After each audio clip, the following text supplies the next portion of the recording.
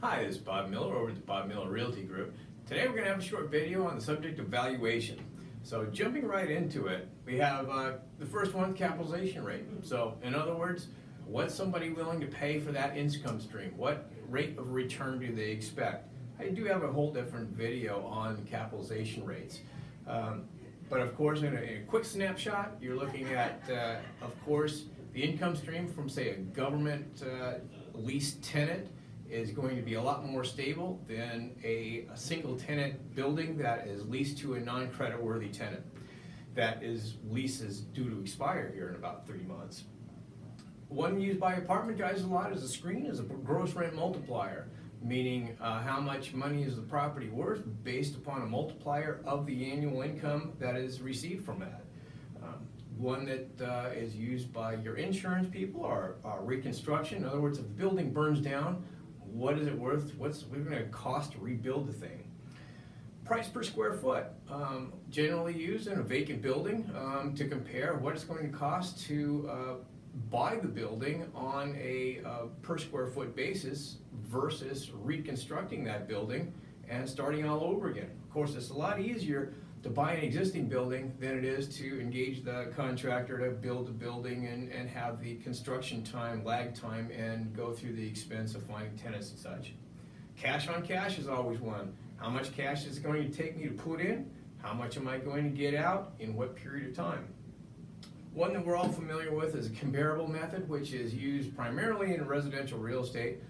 The one down the street sold for this, mine's identical, therefore there's the value. The variables in all of this, when it comes to commercial real estate especially, are environmental issues. Are you having a clean phase one? Do you have to do a phase two? Is there any remediations going to be required by the environmental engineer?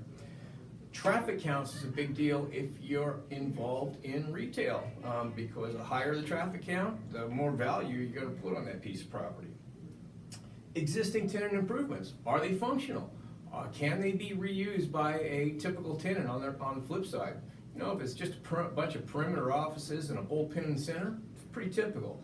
But it's something other than that, you're most likely going to be spending some significant, possibly significant tenant improvements to get it done. Another example would be if you're converting a medical building, an old medical building, to a normal office building, and you have these small exam rooms. Now you have to blow out some walls and make some significant changes. That's going to cost money. The tenant expiration date. Now this is a good one. Typically you're going to see, if you look around, let's use a fast food place for example. You have one fast food place that is being sold on a 7 cap and the other one that you're looking at being sold at a 5 cap. Roughly the same amount of income. Why? Well, of course you're going to see a higher cap rate on the one that has a expiration date in the next year or two versus the one that has a expiration date 10, 20 years down the road. That's a lot more stable income because you know you're going to have a tenant for those years and not going to have to answer the questions as what's going to happen in the short term. And also the tenant financial strength. How financially strong is that tenant that's going in there? Is it a small company that's leasing that is non-credit worthy? Maybe it's their only location, their only business. Or is it a Fortune 500 company that is leasing that space?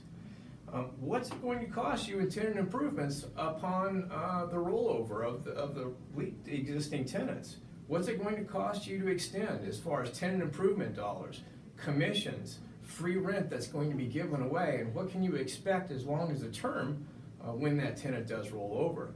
Now this all boils down to yield and time, and this is different for everybody.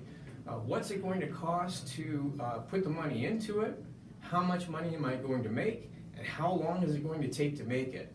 Now, of course, the more people have money, the more time they have, they're going to expect a different rate of return. So all of these things have different values to different people, so there's not any $1 that you can say, hey, here's what it's worth, because value is different and unique to the individual. If you have any questions, feel free to give me a call. You can always reach me at bobmillerrealtygroup.com. Look forward to hearing from you. Thanks.